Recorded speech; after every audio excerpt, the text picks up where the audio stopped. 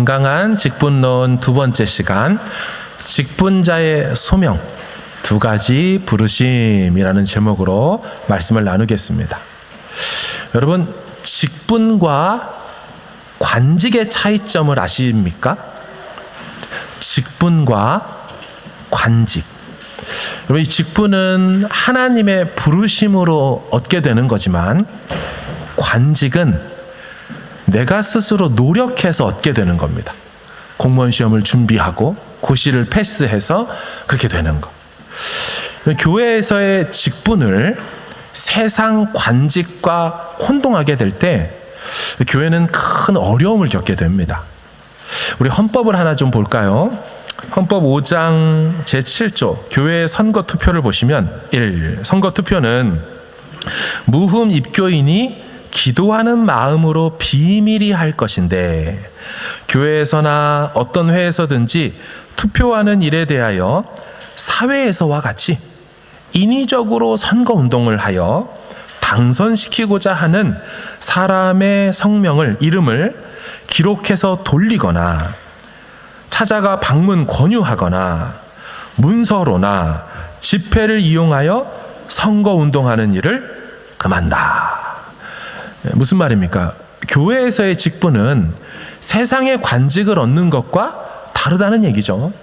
선거운동으로 하는 거 아니고 인기투표에서 하는 것도 아니라는 겁니다. 직분은 철저하게 하나님의 부르심으로 얻게 되는 줄 믿으시기 바랍니다. 로마서 1장 1절, 우리 바울의 고백을 들어보겠습니다. 시작. 예수 그리스도의 종 바울은 부르심을 받아 하나님의 복음을 위하여 택정함을 입었으니. 아멘.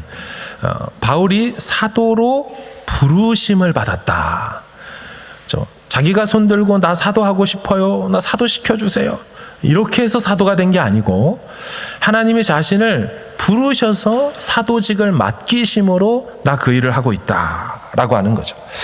오늘은 이 부르심에 대해서 살펴볼 때 크게 두 가지의 부르심으로 나뉘어 살펴보길 원합니다. 첫 번째는 내적 부르심이고 두 번째는 외적 부르심이라는 겁니다. 자, 첫 번째, 내적 부르심.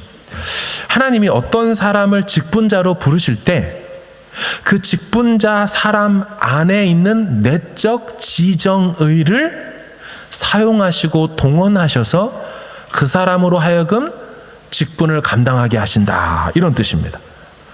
그 사람 안에는 지정의가 있죠. 지적인 거, 감정적인 거, 의지적인 것이 있습니다. 그러니까 직분이 무엇인지를 알게 하셔요. 아, 직분을 받는다는 게 이런 거구나. 저 직은 저런 일을 하기 위해서 세워지는 거구나. 이걸 먼저 지적으로 알게 하세요. 그러더니 두 번째, 마음에 동요함을 주세요. 아, 나 직분을 받고 싶은데, 나 저렇게 쓰임 받고 싶은데 라는 마음이 들게 하시더니 나아가 그 직분을 받아 그렇게 사용되어지기를 막 의지적으로 노력하는 일들을 하나님께서 내적으로 일으키셔서 그렇게 직분자로 쓰신다. 그래서 하나님이 사람을 부를 때 첫 번째, 내적인 지정의를 움직여서 그렇게 부르신다. 자, 우리 디모데전서 3장 1절을 한번 보세요. 시작.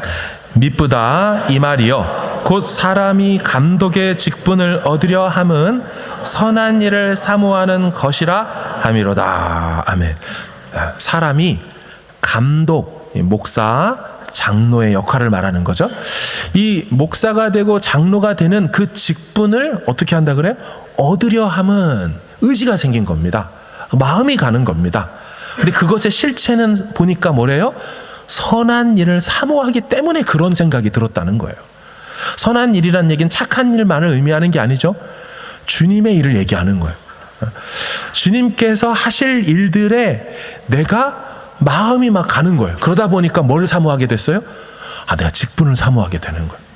감독이 저런 일을 하는 거니까, 집사가 되면 저런 일을 할 수 있다고 하니까 나도 그렇게 구제하는 일에, 과부를 돌보는 일에, 약자들을 케어하는 일에 쓰임받고 싶은 마음이 막 생기는 거예요.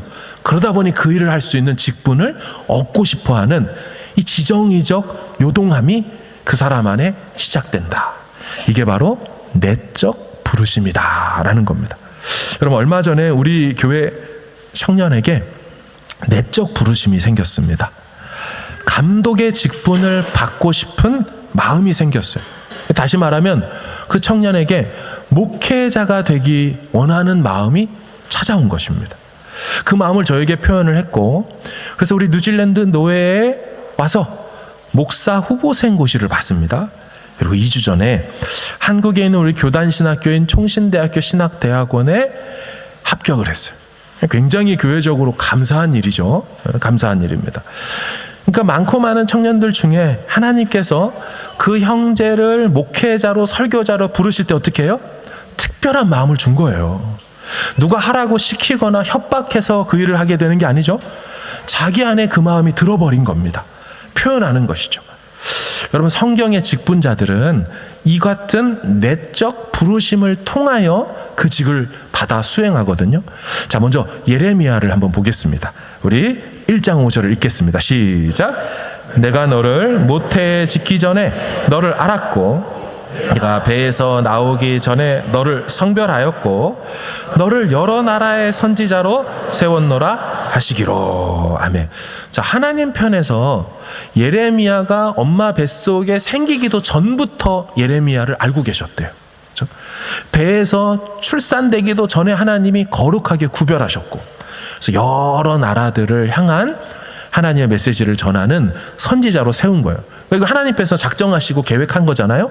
자, 근데 그게 어떻게 예레미야에게 찾아오는지를 보시면, 자, 20장 9절을 보겠습니다. 시작. 내가 다시는 여호와를 선포하지 아니하며 내 이름으로 말하지 아니하리라 하면 나의 마음이 불붙는 것 같아서 골수에 사무치니 답답하여 견딜 수 없나이다. 아멘. 그러니까 예레미야가 나 그 직을 더 이상 수행하고 싶지 않습니다. 그 시대가, 나라가 망해가고 있고 전해야 될 메시지는 망한다는 얘기고, 그래서 우리가 바벨론으로 끌려가서 70년이 차야지 다시 하나님의 회복을 주실 거니 그 하나님께 순종해라, 우리가 징계를 받아야만 된다, 뭐 이런 얘기를 하는 게 누가 좋아하겠습니까? 그러니까 핍박과 어려움이 있으니 아유 이거 안 할래, 그만둘 거야 라고 해도 지금 예레미야 안에 어떤 일이 일어나는 겁니까? 마음이 불붙는 것 같아서 골수에 뼈마디에 막 사무치니까 이걸 그만둘 수가 없는 거예요. 그러니까 하나님의 그 내면적 내적 부르심이 다시 타오르는 겁니다.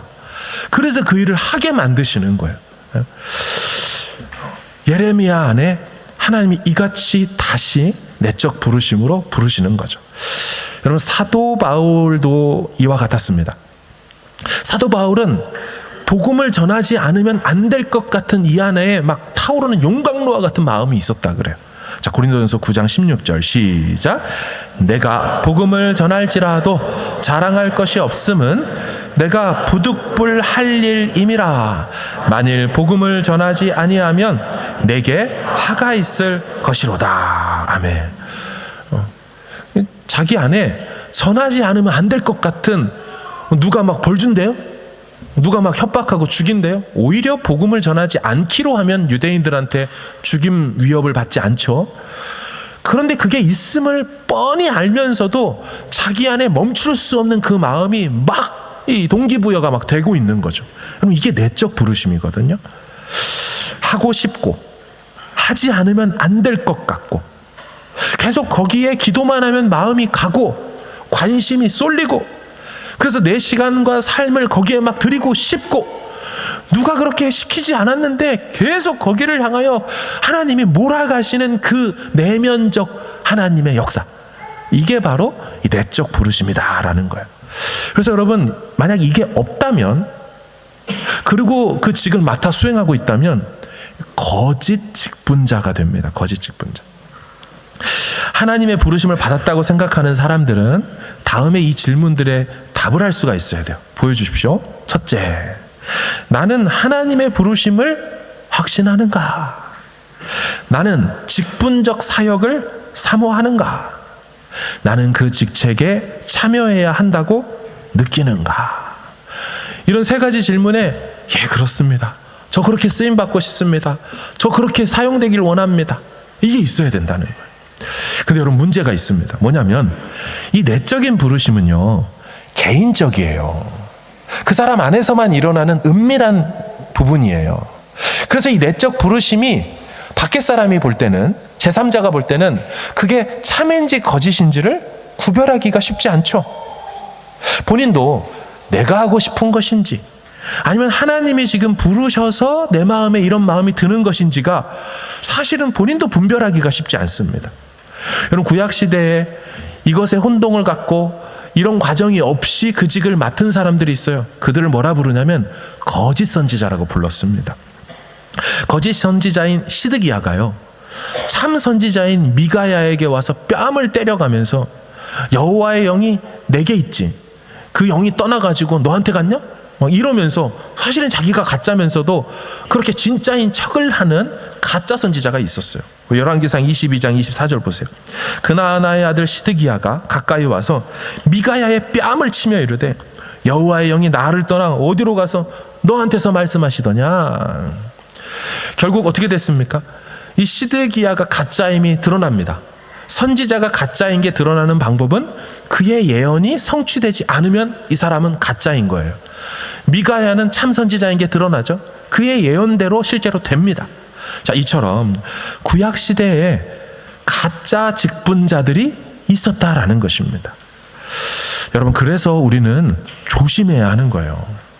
만약 하나님의 부르심이 없는 사람이 목사가 되겠다고 해서 그 목사의 직위를 탐하여서 자기가 신학 공부하고 목사고시 통과해서 목사가 된다? 여러분, 만약 그렇게 해서 목사가 된 사람이 교회에 부임하게 되면 부서는 어떻게 될 겁니까? 그렇죠? 교회는 어떻게 되겠냐고요. 재앙이죠, 재앙. 혹은 어떤 성도가 장로나 집사 직분을 얻기 위해 사람들 많이 있는 곳에 막 눈에 띄는 곳에 나타나서 막 봉사하는 거예요. 그래서 결국 투표해서 당선이 되었다? 그것도 재앙입니다. 그것도 재앙. 이렇게 직분을 얻으면요, 이런 식으로 직분을 얻으면 앞에서 말씀드린 대로 그건 직분이 아니라 관직이 되는 거예요. 감투가 되고 벼슬이 되는 겁니다. 그러면 이제 이상한 권력을 휘두르려고 하기 시작하죠. 이게 바로 직분의 타락이라고 말하고 직분의 부패함이다라고 말하는 거예요. 직분을 얻은 것이 벼슬이 되면요, 그걸 가지고 교회를 휘두르려고 합니다. 직분자가 되더니 무슨 교회 재정도 자기 마음대로 할 수 있을 거라고 생각을 하고 막 이렇게 행동을 하는 거죠. 그렇게 되면 하나님의 복을 얻기는커녕 하나님의 저주를 받게 될 거예요. 따라서 하나님의 참 부르심인 내적 부르심이 없는데도 불구하고 직분자가 되려고 하면 큰일 나는 거예요. 본인에게도 그 교회에게도 큰 어려움을 맞게 하는 것입니다.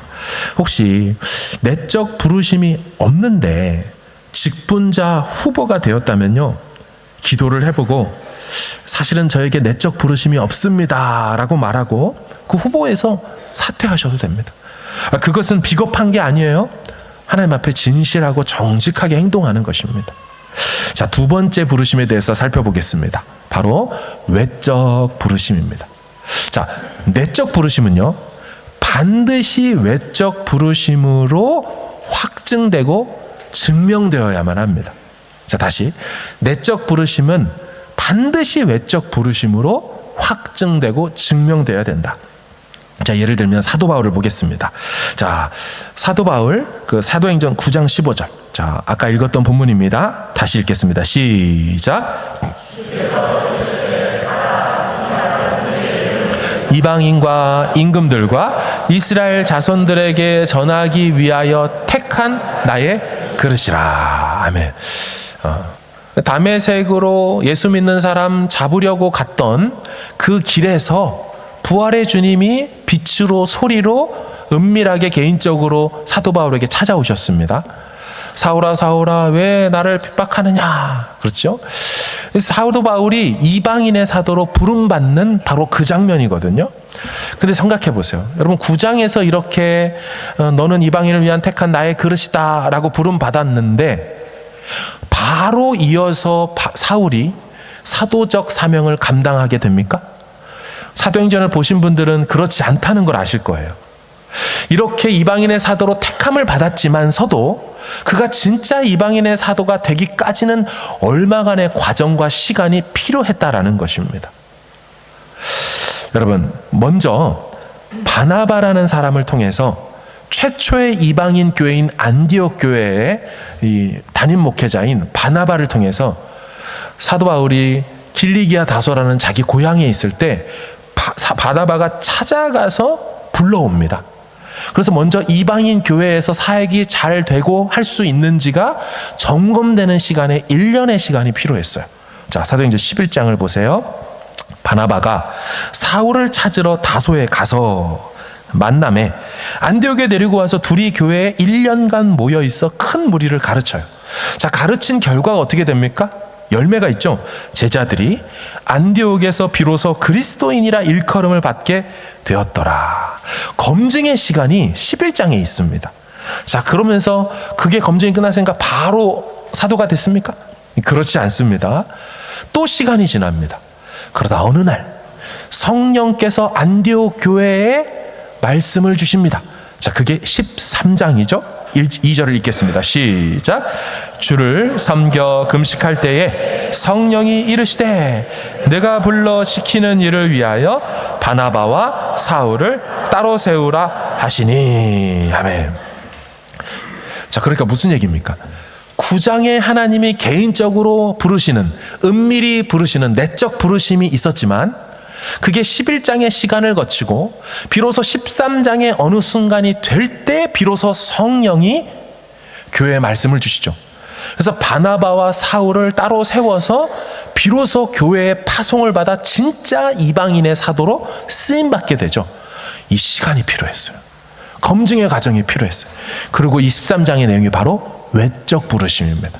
공식적인 부르심, 외면적인 부르심, 모든 교회, 안디옥 교회 성도들이 다 알 수 있도록 부르시는 그런 부르심으로 드러나면서 드디어 이방인의 사도가 되는 것입니다.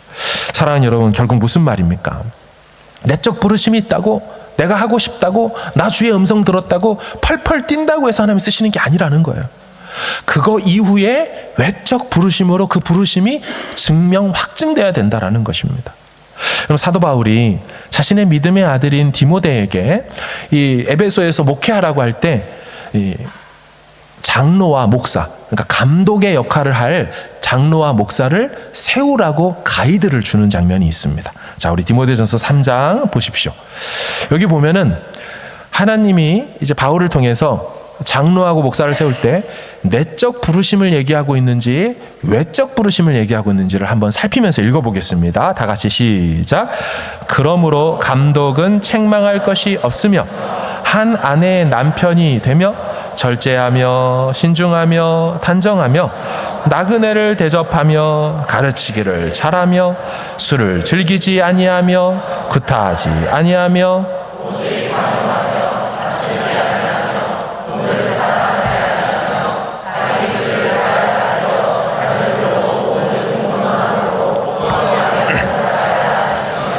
사람이 자기 집을 다스릴 줄 알지 못하면 어찌 하나님의 교회를 돌보리요. 새로 입교한 자도 말지니 교만하여져서 마귀를 정죄하는 그 정죄에 빠질까 하며 또한 외인에게서도 선한 증거를 얻은 자라야 할지니 비방과 마귀의 올무에 빠질까 염려하라. 아멘. 자, 읽어보셨지만 내적 부르심에 대한 언급은 사실 없습니다.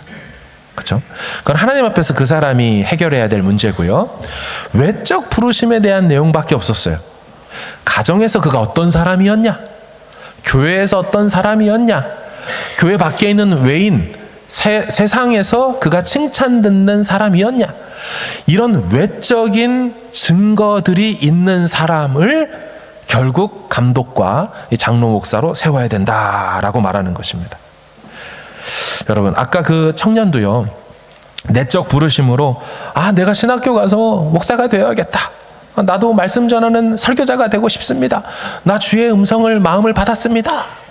그것으로 충분하지 않았습니다. 노예에 와서 목사 후보생고시를 봐야 했어요. 통과해야 돼요. 신대원에 입학하는 또 고사와 면접을 통과해야 돼요. 3년의 시간 공부를 끝난 다음에 졸업 고사를 봐서 통과해야 돼요. 그런 다음에 강도권이라고 하죠. 도를 강론할 수 있는 설교 라이센스를 얻게 되는 강도사 고시를 봐야 돼요. 그리고 목회자가 될 수 있는 목사 고시를 봐야 돼요. 그리고 최소 만 30세 이상이 될 때 비로소 그 사람에게 목사 안수를 주는 것입니다. 이 과정들이 하나하나 점검하고 증명되는 것들이 필요해요. 그리고 목사가 되었다고, 안수를 받았다고 해서 진짜 다 안심할 수 있느냐? 아니요. 그가 실제 부서를 맡고 영혼을 맡고 사역을 함으로 정말 사역의 열매와 변화와 성령이 그 인생을 통하여 사용하시는지를 또 사역을 통하여 검증받아야 돼요. 그래서 한 교회를 완전히 오롯이 담임하는 담임이 되기 전까지의 이 시간들을 수년, 수십 년의 시간을 통해서 검증될 때, 그때 하나님께서 교회에 부르셔서 투표를 통하여서 모든 사람들이 알 수 있도록 3분의 1생을 통하여 외적 부르심으로 우리 교회 담임 목회자가 되어야 되겠습니다가 증명이 되는 이 과정들을 거치게 된다라는 것이에요. 사랑하는 여러분, 이 하나님의 부르심, 내적인 부르심과 시간과 과정을 통하여 증명되는 외적 부르심까지 와야 하나님께서 정말 그 사람을 직분자로 세우시는 것이에요. 구약 시대를 좀 볼까요? 구약 시대에는 어떻게 그러면 이 외적 부르심을 확인할 수 있었겠습니까? 그것은 제비를 뽑아서 확인했었습니다. 그러니까 하나님께서 그 사람을 직접 부르셨는지, 그를 다른 사람들이 어떻게 알았냐면요, 무작위로 뽑는 그 제비가 결국 그 사람이 나오는 것을 통하여 모든 이스라엘 백성들이 이 사람을 택했구나를 알 수 있겠다라는 것입니다. 대표적인 사람이 사울이죠. 하나님이 사무엘을 통해서 기스의 아들 사울을 왕으로 세우신다 했지만 그것이 어떻게 됩니까? 지파 중에 뽑죠. 베냐민 지파가 뽑혀요. 또 뽑으면 그 가족과 그 기스 가족이 뽑히고 결국 사울이 딱 뽑히도록. 그래서 모든 사람이 알 수 있는 방식으로, 외적 부르심으로 사울이 왕이 되는 것입니다. 자, 그럼 구약의 시대는 그렇게 했다면 신약 시대는 어떻게 되겠습니까? 신약의 오순절 성령이 강림한 다음에 일꾼을 세우는 첫 번째 장면인 사도행전 6장을 보면 투표를 통하여서 일꾼이 세워짐을 알 수가 있습니다. 자, 그럼 보겠습니다. 사도행전 6장 3절이에요. 시작. 형제들아, 너희 가운데서 성령과 지혜가 충만하여 칭찬받는 사람 7을 택하라. 우리가 이 일을 그들에게 맡기고. 자, 형제들아 택하라 했으니 예루살렘 교회 성도들이 택함으로 일꾼이 세워지는 걸 보게 됩니다. 그렇죠?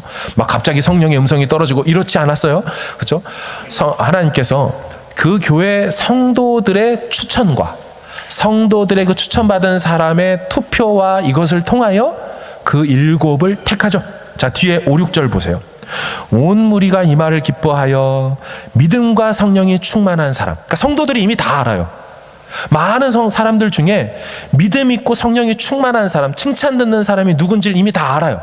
그래서 그들 성도들이 그런 사람을 추리고 추천을 한 7사람이 세워지더라는 거예요. 스데반, 빌립, 브로고로, 니가노르, 디몬, 바베나, 그 다음에 안디옥 사람 니골라를 택합니다. 성도들이 택해요.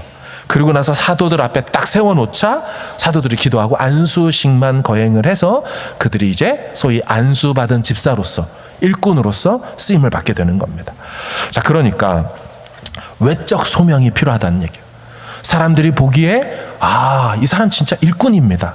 이 사람 정말 믿음 있고 지혜롭고 성령 충만하고 모두가 이 사람을 칭찬하고 있습니다. 그런 사람이 후보로 나오고 그 사람에게 안수하여 세우게, 직분자로 세우게 되는 것입니다.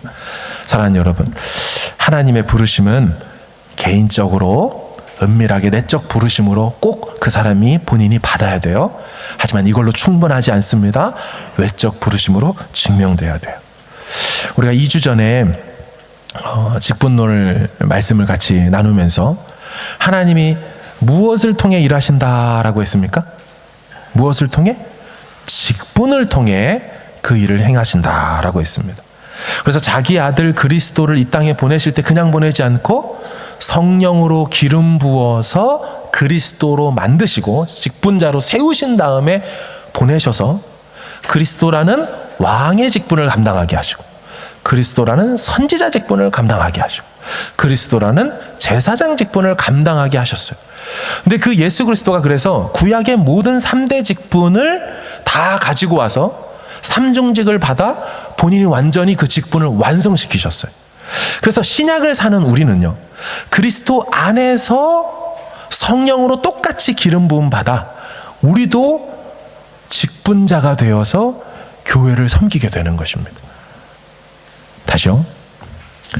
신약 구약에 있는 모든 그 직분은 그리스도 안에서 성취가 돼요.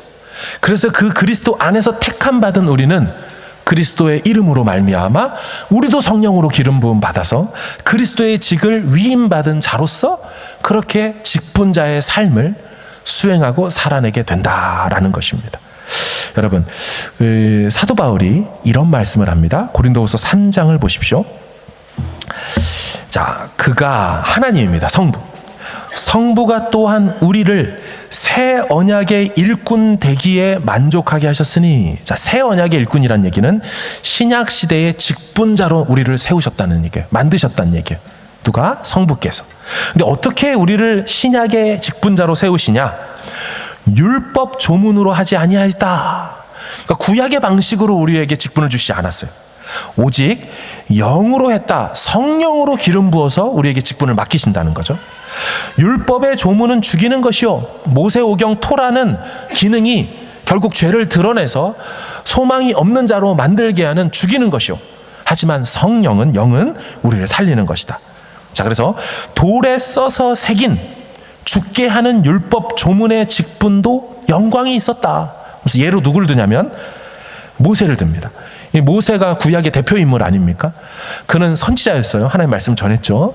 제사장 역할도 다 했어요. 게다가 심지어 전체 리더였으니까 왕의 역할을 해서 오실 메시아 예수 그리스도의 모형적 역할을 하는 그런 사람이 모세였거든요.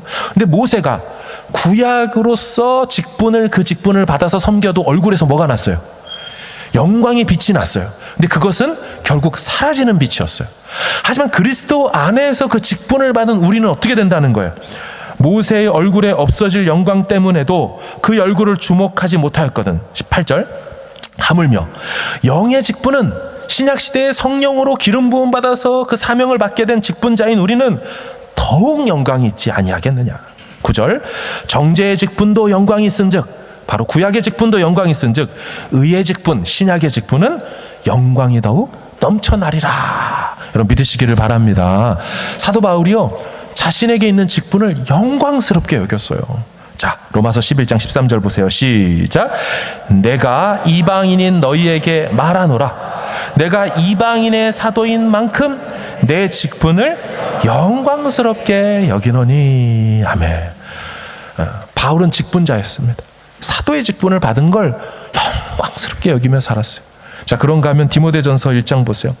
나를 능하게 하신 그리스도 예수 우리 주께 내가 감사함은, 감사의 내용이 뭡니까? 나를 충성되이 여겨 내게 직분을 맡기심이니. 충성되지 못한 불충한 자인데도 불구하고 나를 그렇게 여겨주셔서 뭘 주셨다? 직분을 주신 걸 자기는 늘 감사하며 영광스럽게 여기며 이직을 수행했다라고 말하는 거예요. 그런가 하면 이 직분의 최종 목적을 보십시오. 정말 놀라운 말씀입니다. 고린도전서 1장 25절 시작. 내가 교회의 일꾼 된 것은 너희를 위하여 내게 주신 직분을 따라 하나님의 말씀을 이루려 함이니라. 아멘. 교회의 일꾼이 되고 교회의 직분자가 된 것의 목적이 뭐랍니까? 뭘 이루기 위해서? 하나님의 말씀을 이루기 위해서. 그러니까 하나님의 말씀이 하늘에서 이루어진 것처럼 땅에서도 이루어지기 위하여 하나님이 어떻게 하신다는 거예요? 교회의 일꾼을 세우고 직분을 주셔서 그 직분을 따라 하나님의 말씀을 성취하는 자로, 수행하는 자로 그렇게 일하시는 방식이 하나님의 방법이라는 거예요. 사랑하는 여러분, 그래서 직분은 감투가 아니에요. 하나님의 말씀을 이 땅 가운데 이루어내는 도구요 수단이 되는 줄로 믿습니다. 우리는 그래서 직분을 받아 그리스도께서 맡기신 일을 순종으로 이루어내는 자들이 되어야 하는 것이죠. 여러분, 하나님이 직분을 아무에게나 주시지 않습니다.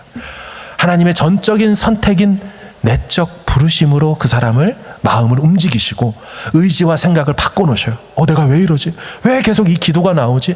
왜 여기에 마음이 쓰이지? 그렇게 그 사람에게 먼저 찾아오세요. 그러고 나서 온 교회가 다 알 수 있도록 그렇게 두 번째 부르심인 이 외적 부르심으로 증명시켜 주셔요. 그런 이 두 부르심으로 어떤 한 사람이 직분자가 되는 것이에요. 사실 제가 직분론 설교를 하고 있어서 내년도 임직을 위한 그 준비를 하는 것이 맞아요. 하지만 여러분, 넓은 의미에서 볼 때 우리 모두가 다 직분자인 걸 아십니까? 그리스도의 삼중직을 성령 안에서 우리에게 다 맡기셨어요. 그리스도의 삼중직, 왕이라 그랬죠. 왕. 우리가 뭐 하는 사람이에요? 우리를 보내신 그 가정과 교회와 또 그리고 일터 현장에서 하나님의 뜻이 그곳에서 이루어지도록 우리 쓰임받아야 되는 왕이잖아요. 그 직분을 받았어요. 믿으시기 바랍니다. 우리 또 뭐 하는 사람이에요? 선지자예요. 믿지 않는 사람들에게 예수 그리스도의 말씀을 성령으로 우리가 받았으니까 그걸 전하는 자, 선지자직을 현장에서, 보냄받은 현장에서 해야 될 사람이죠. 그 직을 받았어요. 마지막 제사장도 뭡니까? 제사장이 하나님과 죄인 사이에 화평케 하는 자예요. 그들에게 복음을 전해서 그 죄인이 하나님을 우리를 통해서 만날 수 있도록, 우리를 다리 만들도록, 우리가 화평케 하는 자, 피스메이커로 쓰임받아서 하는 그곳에 보냄받은 제사장직을 감당해야 돼요. 그런 의미에서 우리가 다 하나님 앞에 직분을 받은 직분자인 줄로 믿습니다. 여러분, 그래서 만인 제사장직이라고 들어보셨을 겁니다.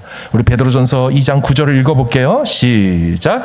그러나 너희는 왕 같은 제사장들이요 거룩한 나라요 그의 소유가 된 백성이니 이는 너희를 어두운 데서 불러내어 그의 기이한 빛에 들어가게 하신 이의 아름다운 덕을 선전하심이라. 아멘.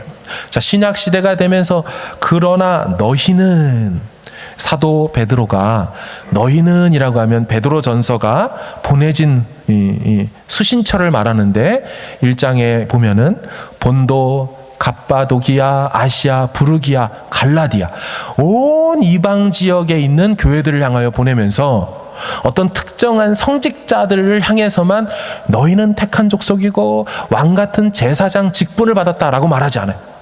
신약에 있는 모든 성도들이 어떻게 되었어요? 제사장 직분을 받았어요. 그렇게 해서 쓰임 받게 된다라고 하는 것입니다. 그래서 우리가 하나님 앞에 구약처럼 나아갈 때 제사장을 통해 나아가는 게 아니죠.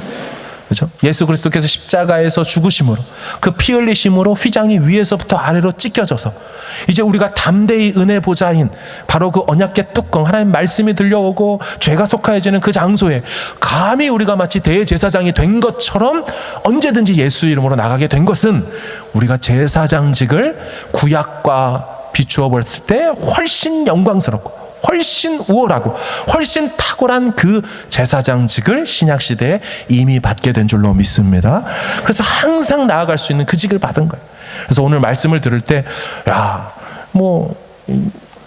열심히 들었는데 결국 내가 후보가 안 됐네, 열심히 다 들었는데 내가 결국 당선이 안 됐네, 다 쓸데없나 봐, 이런 뜻이 아닙니다.